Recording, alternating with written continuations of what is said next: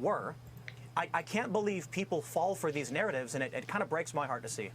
Well, it really is frustrating on a number of different levels, but for me in particular, I mean, I know people who've experienced all manner of... Literally, there's no political affiliation in the Lollapalooza crowd. Different...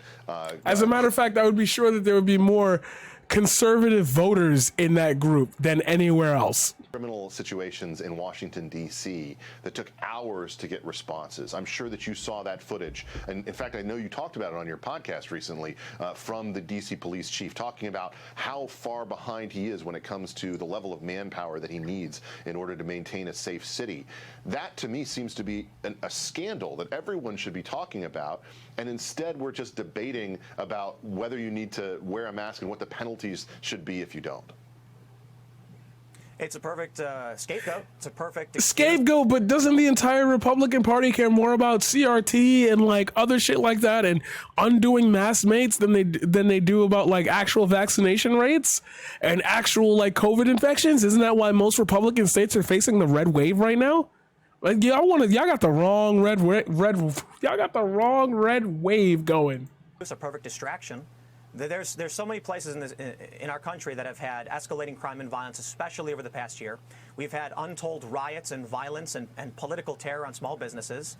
And then as soon as the bad news comes that could negatively impact their political world, the Democratic Party, all of a sudden they got to shift everything back to the argument about the pandemic. And they've got allies in media who allow them to do it. They don't challenge them on these things very often, if at all. And often they translate on their behalf and explain what they're really doing and why. My favorite is this study. It came out of Colorado, I believe, one of the universities, showing that actually the Black Lives Matter protests may have reduced the spread of COVID. As if we're supposed to believe that while our cities are being attacked and some small businesses are being destroyed, now we're seeing escalating crime and we're not getting a conversation about it. I think people on the right, conservative... Murders outpace COVID deaths 3-1 in D.C., Chicago. I wonder if that's because okay, I'm done. Tim Pool is a fucking hack. Tim Pool is a fucking hack. And that's Fox News. They do this for the grift to make the money to appear on these fucking shows. To say what?